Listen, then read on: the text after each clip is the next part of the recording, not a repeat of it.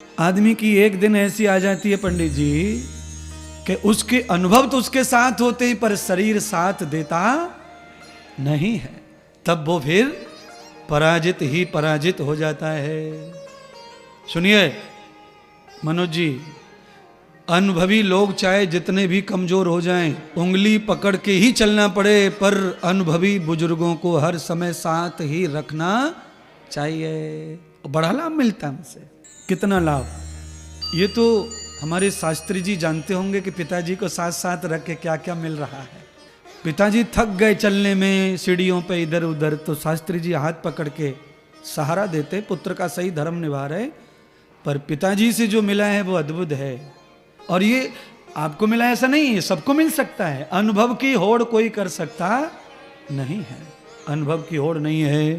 तो इस कथा से एक सीख मिलती है कि माता पिता चाहे निरक्षर हैं पर बूढ़े हो गए तो उनका साथ करो, क्योंकि उनके पास अनुभव की पीएचडी है जिसमें कोई मात्रा गलत हो सकती, अनुभव के ज्ञान में कुछ गलत नहीं हो सकता है। समुद्र का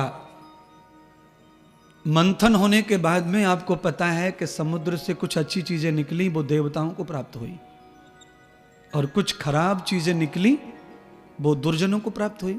उनको भागवत में राक्षस कहते हैं। अक्षस राक्षस, अक्षस, अक्षस का अर्थ होता अपने लिए सोचने वाला। अक्षस, अक्षस ये इच्छा का ही अपभ्रंश है पंडित जी। इच्छा का अपभ्रंश बिगड़ते बिगड़ते राक्षस। इच्छा वर्धते अकर्मण्य बाधितो राक्षस। इच्छाओं की पूर्ति के लिए आदमी हिंसक हो जाए और उनकी पूर्ति के लिए कुछ भी कर दे, उसको राक्षस कहते हैं। इच्छाएं कभी कभी सत्कर्म करने से भी पूरी होती हैं, पर इतना टाइम किसके पास है? अरे बस में चलते फिरते यूं हाथ मारो, ब्लेड बांध के रखो नाखून की बगल में,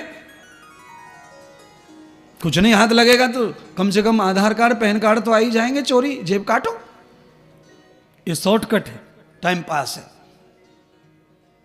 अब कथा में मैं ये तो नहीं कह सकता किसी का घर फोड़ो, क्योंकि अब तो टाइम बदल गया, अब ओटीपी आ गई है। जब तक ओटीपी नहीं तब तक आपके पल्ले कुछ नहीं पड़ेगा, क्योंकि अब तो सब कुछ बैंक में भी नहीं है कुछ, वहां भी सब इलेक्ट्रॉनिक ही हो गया है। बैंक में जाओ वहां तो कुछ मिलता ही नहीं है एटीएम के सिवाय, कैश तो है ही नहीं, और है कैश पर बैंक में नहीं है। पहले ये सुविधा नहीं थी तो बैंक में बड़े बड़े चोरियां डकैतियां होती थी, बहुत बड़ी चोरी बैंकों में। तो ये जो 1 घंटे में 10 लाखपति हो जाते हैं, ये तो ठीक नहीं है भाई। पर 1 घंटे में आप 10 करोड़पति हो जाइए, उसमें भी कुछ अच्छाइयां हैं, पर आपका मार्ग सही होना चाहिए।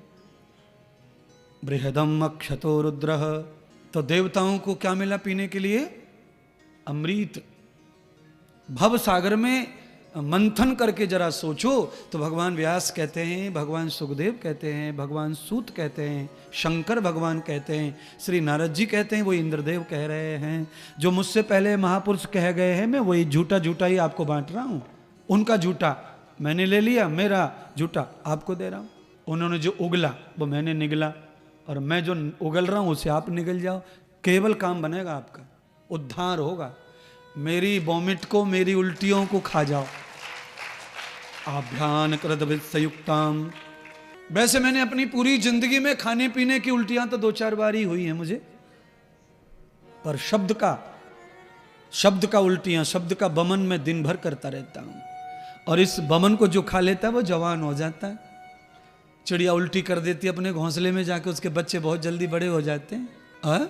कुत्तियां, बिल्ली, शेर, बाघ, लग्गड़ भग्गा, ये उल्टियां करते हैं बच्चों के सामने, और बच्चे जवान हो जाते हैं खा के। तो अपने बच्चों की सुरक्षा के लिए ऋषि, महर्षि, ब्रह्मा, विष्णु, महेश ये शब्दों की उल्टियां करके गए हैं। इन उल्टियों को तुम चाट जाओगे तो संसार से महान हो जाओगे, दिव्य हो जाओगे, सुंदर हो जाओगे, परमार्थ आपको हो जाएगा।